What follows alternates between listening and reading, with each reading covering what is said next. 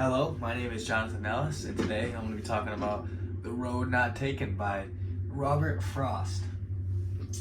It starts off with, two roads diverge in a yellow wood, and sorry I could not travel both. And to be one traveler, long I stood, and looked down as far as I could, to where it bent in the undergrowth. Then looked the other, as just as fair, and perhaps the better claim, because it was grassier and wanted wear, though as it was been passing there, had worn them really about the same. And both that morning equally lay, and the leaves no step had trodden black. Oh, I kept the first for another day, yet knowing how leads onto a wedding. I doubted if I should ever come back.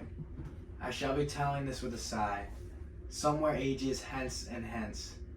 Two roads diverge in the woods, and I took the one less traveled by, and that has made all the difference.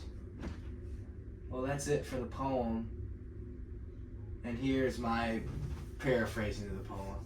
For the first line, I believe that if someone comes across a split in the trail, they can only pick one.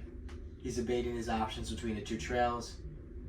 He's examining the first of the split trails, and he's looking down as far as he can.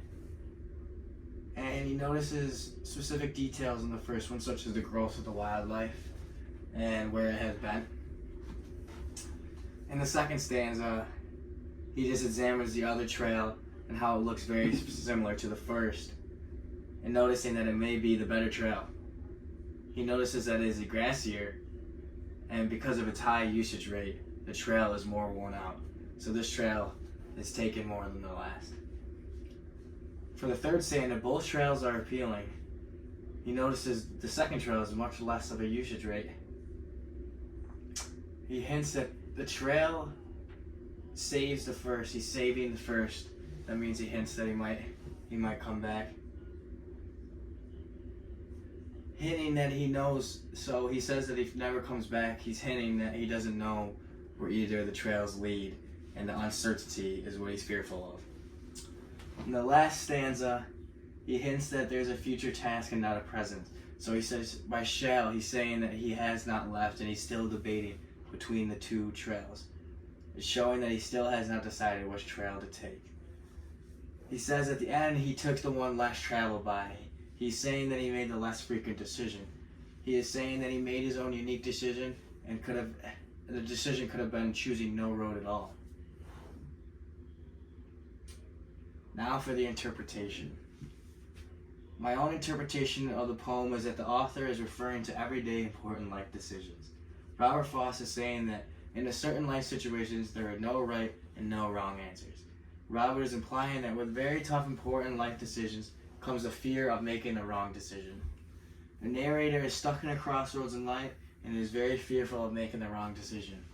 I believe that Robert is implying that fear and regret plays too much into our decision making rather than seeing the unknown as a possibility for future success.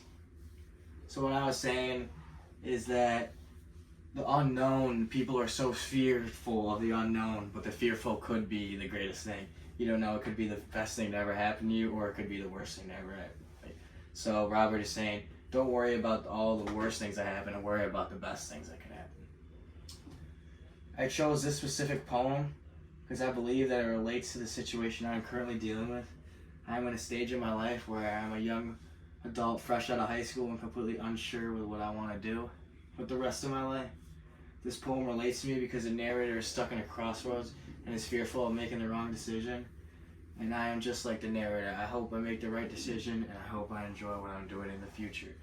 I'm stuck in a crossroads because I know that I want to go make money, obviously, but I don't know how I want to do it for the rest of my life and enjoy it. Well, that's it. Thanks for listening if you did, and have a good one.